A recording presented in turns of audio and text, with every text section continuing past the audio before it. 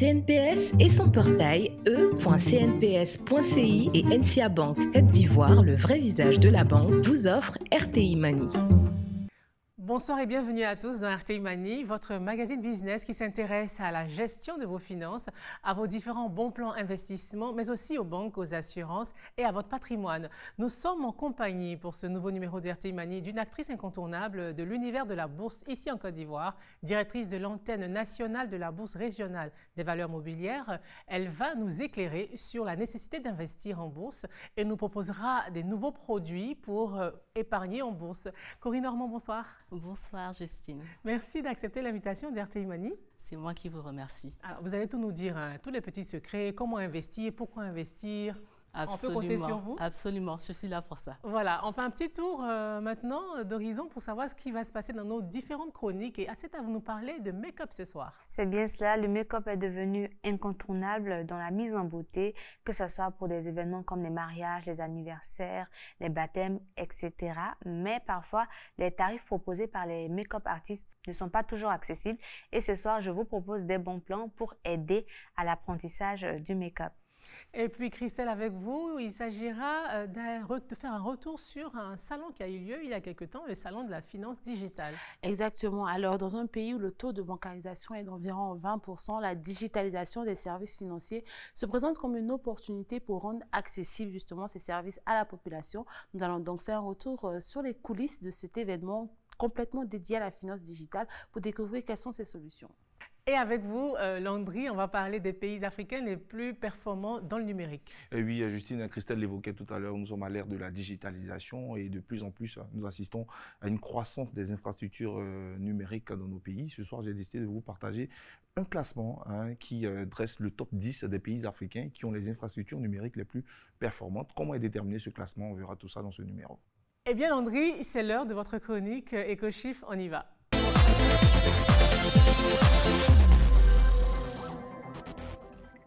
Infrastructures numériques les plus performantes, il s'agit de ça ce soir, Landry, dans EcoChiffre. Oui, Justine, c'est une société, la société Surfshark. C'est une société basée aux Pays-Bas qui est spécialisée en fait dans l'étude et l'élaboration de ce classement. C'est la société mère de NordVPN. Voilà, c'est elle qui dresse ce classement chaque année. Elle se base sur plusieurs critères, parmi lesquels vous avez par exemple le climat des affaires, l'industrie des startups, l'attrait des investisseurs, la participation des populations, on va dire, à l'économie numérique et au développement humain, l'abordabilité et la qualité d'Internet dans les différents pays, l'infrastructure numérique, la sécurité électronique et surtout l'e-gouvernement. Et quel est ce classement? Alors, c'est un top 10 qui a été dressé par cette plateforme, un top 10 qui est dominé par le Kenya. C'est le Kenya qui est le pays africain ayant les infrastructures numériques les plus performants. Ensuite, vous avez Maurice en deuxième position, la Tunisie en troisième position, le Maroc en quatrième position et l'Afrique du Sud referme le top 5 du classement. Le Nigeria, l'Égypte, le Sénégal, l'Algérie et la Namibie sont respectivement 6e, 7e, 8e, 9e et 10e de ce classement. Et nous sommes bien curieux de connaître le positionnement de la Côte d'Ivoire. La Côte d'Ivoire ne fait malheureusement pas partie en fait, du top 10 dressé par le site d'information, mais toujours selon le site, selon les données de ce site, la Côte d'Ivoire en termes d'expérience numérique est beaucoup plus avancée.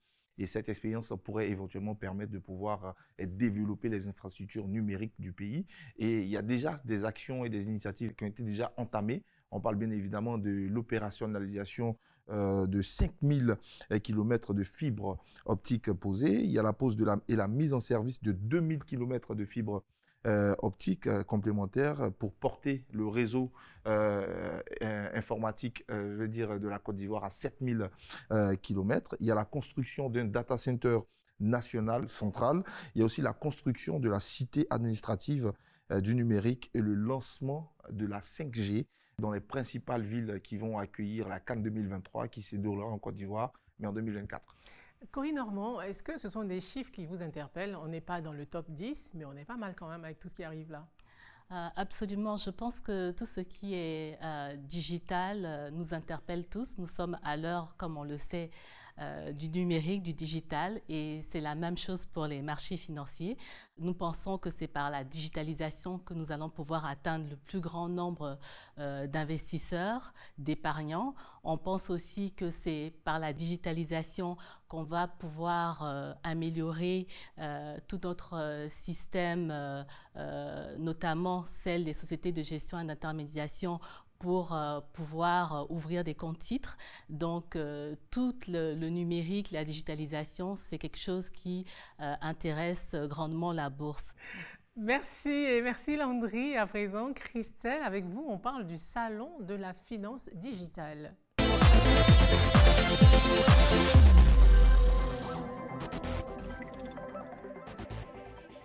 Christelle, on continue de parler de digital, de numérique, et avec vous, ce sera FinTech. Exactement, Justine. Alors, tout d'abord, il faut savoir que la finance digitale, c'est l'utilisation des services financiers à l'aide de des technologies numériques mobiles. Alors, Madame Ormond l'a dit, la digitalisation va permettre de toucher un plus grand nombre d'épargnants, d'investisseurs et permettre à cette population pas encore bancarisée, justement, de pouvoir avoir accès à ces services financiers. On voit ça déjà avec les transferts d'argent, la monétisation sur les réseaux sociaux, par exemple, les paiements en ligne.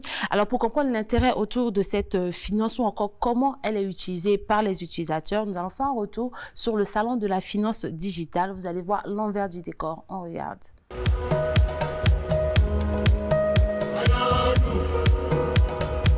Dans le hall de cet hôtel d'Abidjan, Prince Edja a trouvé un espace propice à la concentration. Ce jour-là, il prend part à un salon lié à la finance digitale en tant que panéliste. Mais avant, sur ses réseaux sociaux, il publie une vidéo qui vient à peine d'éditer. Depuis 3 ans, Prince Edja est un créateur de contenu digital axé sur le tourisme, la culture et le lifestyle. Grâce à la finance digitale, il a réussi à développer un business en ligne en profitant des diverses opportunités offertes par le monde numérique. Il faut savoir que la finance digitale a aujourd'hui transformé l'industrie créative. Surtout les créateurs de contenu bénéficient des moyens de paiement et de monétisation à travers toute l'Afrique. Aujourd'hui, lorsqu'on fait des placements de produits, des marques qui sont hors de la Côte d'Ivoire sont capables de nous payer, d'avoir accès à notre contenu et de pouvoir faire je dirais, du sponsoring au travers de nos plateformes. Aujourd'hui, nos plateformes sont visibles partout dans le monde, ce qui permet aujourd'hui d'augmenter notre portée et d'être plus crédible auprès des marques et des agences. Et ça peut aujourd'hui augmenter notre rentabilité. Quelques heures plus tard, sur cette estrade, nous retrouvons Prince Edja. À ce salon exclusivement dédié à la finance digitale, il intervient sur les problématiques liées à la monétisation des contenus sur les plateformes digitales dans la zone ouest africaine. C'est-à-dire aujourd'hui, moi je suis mes plateformes Facebook, Instagram et autres, même si je publie que j'ai 1 million de vues, toutes ces vues me rapportent 0 franc. La Côte d'Ivoire n'est pour le moment pas éligible à la monétisation sur les plateformes telles que Facebook, Instagram, ce qui constitue une difficulté pour les créateurs de contenu. Mais Prince Edja reste optimiste pour les années à venir. Donc la finance digitale dans les années à venir sera encore plus développée. Elle va mettre en place des outils qui seront encore des outils très pointueux, qui vont permettre de toucher des cibles partout dans le monde, qui vont aujourd'hui permettre aux Africains de pouvoir mieux bénéficier en fait, de leur labeur, de leur travail. Donc pour nous, on a hâte que la monétisation soit éligible en Afrique et qu'il y ait de nouvelles structures, de nouvelles plateformes, parce que c'est sûr qu'il y aura de nouvelles plateformes. Ces plateformes vont rénover, se régénérer et permettre aux créateurs d'être encore plus créatifs et d'avoir de meilleurs contenus. En plus des créateurs de contenu, ce salon est une plateforme qui réunit des banques, des acteurs de la fintech et du mobile banking. Le commissaire général, c'est lui, Mekson Olembo. Entre 2 panels, il règle encore quelques détails liés à l'organisation. Madame Regina Bandé maintenant. 4 et 5. Plus de 20 millions de francs CFA ont été investis pour la réalisation de ce salon. Pour cet expert en communication, l'objectif est la création d'un écosystème dynamique de la finance digitale en Afrique. Si on prend les acteurs du système financier, c'est pour leur permettre d'avoir une plateforme d'échange et de partage d'expériences entre eux. Ensuite, de mieux communiquer sur leurs nouvelles tendances et leurs innovations. Vous avez des banques traditionnelles qui ont mis des paiements digitaux en place. Donc vous avez des TPE pour les commerçantes. Et au niveau maintenant des populations, vous avez vu, il y a une forte percée des mobile money. Donc, c'est surtout vraiment pour leur dire qu'il faut adhérer massivement. La taille de l'économie digitale en Afrique devrait se multiplier par 6 d'ici 2050 pour atteindre 712 milliards de dollars contre 115 milliards de dollars actuellement, a estimé le réseau international d'entrepreneurs à fort impact, Endeavor, dans un rapport publié en juin 2022. Christelle, quand on fait un tour d'horizon des fintechs ici en Afrique, ça donne quoi? Alors, les fintechs en Afrique sont vraiment en pleine expansion, en pleine croissance. Selon les prévisions, les revenus des fintechs africaines devraient se multiplier par 13 entre 2021 et 2030 et avoisiner près de 38 000 milliards de francs CFA. Aujourd'hui, j'ai décidé de vous parler de 3 fintechs à travers le continent qui chacune essaie de se démarquer à ce niveau. La toute première, elle est ivoirienne. Elle est spécialisée dans la fourniture de solutions de paiement digitaux, les TPE qu'on retrouve dans les restaurants, dans les pharmacies, dans les supermarchés, qui vous permettent de faire vos achats via des cartes bancaires, mais surtout via les paiements, les opérateurs de mobile money. La deuxième fintech ivoirienne, mais qui s'est étendue jusqu'au Cameroun, sa spécialité, c'est le cashback. Alors, l'idée, c'est une sorte de porte-monnaie virtuelle où vous pouvez justement stocker votre monnaie quand vous faites des achats chez certains commerçants, mais aussi vous pouvez créer des cartes de fidélité virtuelles et vous avez aussi accès à du cashback qui part de 1% jusqu'à 20%. Cette fintech a levé l'année dernière 20 000 €, soit un peu plus de 13 millions de francs CFA pour développer justement son expansion sur tout le continent. On va terminer avec une fintech qui, elle, est d'origine sénégalaise, mais qui est présente dans 6 pays africains. C'est une fintech qui donne accès aux services financiers aux particuliers, mais ce qui est bien, c'est qu'elle permet aussi aux entreprises de collecter des paiements, par exemple, ou de débourser des paiements. Donc, c'est vraiment ce qu'on va appeler des paiements de masse. Voilà. Alors, cette fintech revendique près de 15 millions de transactions pour environ 110 milliards de francs CFA depuis sa création. Alors, Corinne Normand, on vous a senti pendant l'exposé de Christelle que vous êtes très intéressée. Absolument, absolument. Les fintech, c'est un projet sur lequel la bourse s'est penchée. On a même créé un laboratoire pour pouvoir accueillir des projets portés par les fintech. Et on espère que dans l'avenir, nous aurons des solutions comme ça de fintech, mais qui seront beaucoup plus orientées vers les marchés de capitaux. Et l'appel est lancé. Merci à vous, Christelle. Je vous invite maintenant à suivre la prochaine rubrique de cette émission, les bons plans avec Aceta.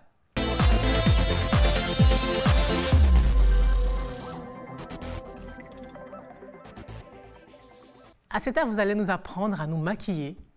En quelque sorte, parce qu'en dehors même des événements heureux, mariage, etc., les make-up sont portés au quotidien par beaucoup de femmes pour aller au travail, pour des sorties vite fait. Pour des émissions. Pour des émissions, c'est bien cela. Et il n'est pas toujours aisé de faire appel à une professionnelle qui doit venir avec tout son arsenal. En plus, il y a les frais qui sont souvent très élevés. Donc, il existe des formations en ligne ou en présentiel pour apprendre les bases du maquillage. Et qu'est-ce qu'on a comme formation? Tout d'abord, on a la page d'une make-up artiste qui est assez célèbre en Côte d'Ivoire. Elle a une communauté de 65 000 followers et partage régulièrement des tutoriels, des vidéos pour apprendre à, par exemple, dessiner les contours, faire le tracé de sourcils, etc. À partir de ces vidéos-là, vous pouvez apprendre certaines bases du make-up.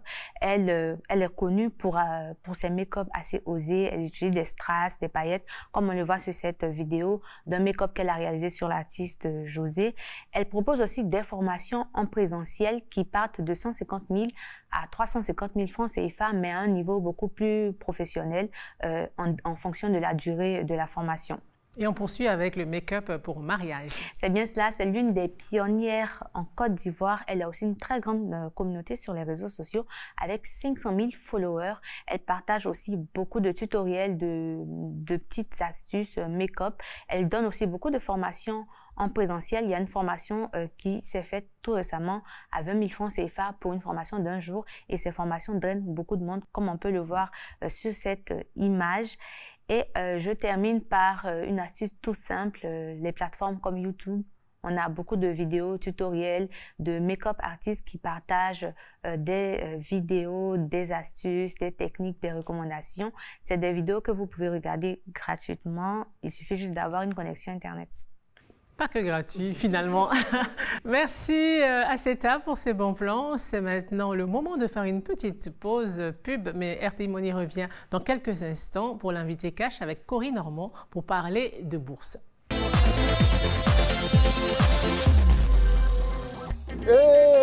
Fais-moi cotisation de CNPS de là, Annie Moreno va pris. À quel moment on peut dans joie quoi là? C'est le moment de rester là. Comment ça? Moi faire cotisation 600 par jour, à cas de maladie, et on me la 75 000 par mois gratuit. C'est qu'arrive à la gare, on fait pour moi bien. Ça se va. Le moment de régime social des travailleurs indépendants et te prend en charge en cas de problème de maladie ou bien accident.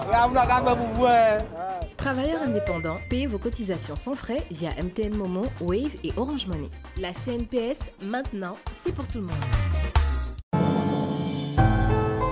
Je suis Cristal, votre carte prépayée sans compte bancaire. Il suffit d'un rechargement et hop, je suis prête. Je suis le compagnon idéal pour vos achats sur Internet, vos achats en magasin, transférer de l'argent, vos séjours à l'étranger, régler vos factures. Et ce n'est pas tout, j'ai bien d'autres atouts. Réception d'alerte SMS, plateforme de gestion de votre compte, la 3D Secure pour la protection de vos avoirs. Je suis utilisable à tous les guichets en Côte d'Ivoire et à l'étranger. Plus d'infos, 80 200 800. MCA Bank, le vrai visage de la banque. De retour sur le plateau de RTI Money pour la deuxième partie avec notre invitée Corinne Normand qui nous fait l'amitié d'être présente sur ce plateau de RTI Money pour parler de bourse. Alors dites-nous, comment se portent nos investissements en bourse? Nos investissements en bourse se portent très bien. D'abord, je dois dire que la BRVM, donc qui est la Bourse régionale des valeurs mobilières, c'est une bourse qui est commune aux 8 pays de l'Union économique et monétaire ouest-africaine. Elle a 46 sociétés cotées. Il y en a 35 qui nous viennent de la Côte d'Ivoire et les autres pays se partagent les autres sociétés. Elle a un marché obligataire qui se porte également très bien avec surtout la présence en force de l'État de Côte d'Ivoire. Alors la BRVM a un taux de rendement depuis près de 10 ans qui est aux alentours de 12% pour son marché action et de 6% pour son marché obligataire. Pourquoi avoir créé des antennes nationales? Alors, comme je le disais, c'est une bourse régionale, donc elle appartient à 8 pays. Donc, il était important pour la BRVM d'avoir des représentations dans ces différents pays-là. D'où la création des antennes nationales de bourse qu'on appelle par abréviation ANB. Et ces antennes-là, elles ont pour rôle de représenter la BRVM au niveau local, de faire la promotion de la BRVM au niveau local, d'être aussi l'intermédiaire de la BRVM avec les acteurs du marché local. Et aussi, elle se charge de tout ce qui est promotion et développement de la culture boursière au niveau local. Donc, nous avons aussi 8 antennes. Pas spécifiquement. On devrait en avoir 8, mais nous en avons 7. Mais pourquoi? C'est la Guinée-Bissau qui n'a pas pour le moment d'antenne. Pourquoi c'est important d'investir en bourse? Pourquoi l'épargne, notre épargne est si importante pour la bourse? Alors, quand on épargne en bourse, alors on envoie son investissement en bourse. Et cet investissement-là permet de financer des projets portés par l'État ou par les sociétés. Donc, tout ce qui est, par exemple, infrastructure. C'est la collecte de cette épargne-là qui est faite à travers la bourse qui va permettre d'aller financer ces infrastructures-là. Pour les entreprises, l'épargne qui est collectée va permettre aussi aux sociétés qui viennent se faire coter à la bourse ou bien qui viennent faire appel à l'épargne publique de financer leur croissance. Donc, les épargnants aussi, ça leur permet d'avoir un revenu complémentaire. Pourquoi? Parce qu'en acquérant des titres de dette, qu'on appelle des obligations ou des actions, ils vont être rémunérés à travers les taux d'intérêt qu'ils vont recevoir des obligations ou bien des dividendes qui seront distribués par ces sociétés. et aussi les plus-values qui peuvent se faire lors de la cession de leurs titres. Mais que faut-il savoir avant d'investir? Moi, je ne sais rien, je veux investir en bourse. Quelles sont les 3 grandes règles peut-être qu'il faudrait que je sache avant de me lancer? Quand vous voulez investir, il faut juste vous tourner vers une SGI, ouvrir un compte titre et commencer à investir. Il faut s'assurer de se tourner vers une SGI qui est agréée justement par l'autorité des marchés. Et chaque SGI a des critères pour ouvrir un compte titre, mais ça se fait généralement très facilement. Quels sont les investissements qui sont porteurs? D'abord, ça dépend de votre aversion au risque. Si vous êtes une personne qui est vraiment très frileuse et qui ne veut s'assurer que moi, quand j'ai investi 10 000, je veux retrouver mes 10 000 à la fin de la journée, là, je vous dirais qu'il faut investir dans des obligations. Parce que là, les obligations, ce sont des titres quand même qui sont fiables à 100%. Il n'y a aucun État qui a fait défaut depuis la création de la BRVM. Et je dois dire même que nous sommes très étonnés quand, par exemple, l'État de Côte d'Ivoire fait des émissions. On voit que sur le taux de participation, il y a à peine 1% de la population qui participe pour des taux de 6%, alors que les gens ont leur compte en banque, d'un compte d'épargne par exemple, qui me rémunère beaucoup moins que ça. Justement, comment rendre plus attractifs les produits de la BRVM? Oui, absolument. C'est un peu notre champ de bataille, l'information. Et je pense qu'on a parlé beaucoup de digitalisation. On espère passer par ce moyen-là pour pouvoir toucher un plus grand public, parce que c'est pas évident d'aller frapper à la porte de monsieur et madame tout le monde et de dire venez investir. Et je crois qu'avec la bourse en ligne et puis toutes nos actions aussi au sein de la BRVM, des produits, des services du moins comme Info BRVM qu'on a fait. On a créé aussi une chaîne en ligne. Donc tout ça, c'est dans l'optique de pouvoir faire de plus en plus la promotion auprès des particuliers. Alors nous sommes dans l'année de la jeunesse, mais on va parler de jeunesse, on va parler des femmes. Alors, comment est-ce que la bourse peut aider les projets portés par les femmes? Un exemple concret, il y a le Women Investment Club, donc qui est un fonds qui est porté par des femmes. Les adhérentes de ce fonds-là, elles ont décidé de se mettre en association et d'investir à la bourse, pouvoir avoir une plus-value justement sur l'investissement. Et ces investissements-là, elles les orientent aussi dans des projets portés par des femmes. Ça, c'est une chose. À la bourse aussi, nous avons 3 compartiments, dont un qui est dédié aux PME et qu'on appelle le compartiment croissance. Et généralement, les femmes qui sont porteuses de projets là, ce sont des PME. Il faut dire que c'est pour des PME qui ont atteint déjà une certaine taille. C'est-à-dire? Et qui sont prêtes d'affaires, par exemple? Déjà, on parle d'un capital de 10 millions. Donc, ce n'est pas très élevé. Mais il faut que quand même soit structuré. Voilà, la PME soit structurée et qu'elles veulent déjà passer à une autre étape. Passer à une autre étape, voilà, tout à fait. Corinne Normand, merci d'avoir répondu aux questions d'RTI Mani. Merci Justine pour l'invitation. Merci Christelle Landry-Aceta. On se retrouve bientôt dans une semaine. RTI Mani pour ce soir, c'est terminé. Merci de nous avoir suivis. Rendez-vous, je le disais, dans une semaine pour une nouvelle édition de votre magazine sur l'argent. Merci, bonsoir. La CNPS et son portail e.cnps.ci et NCA Bank Côte d'Ivoire, le vrai visage de la banque, vous ont offert RTI Mani.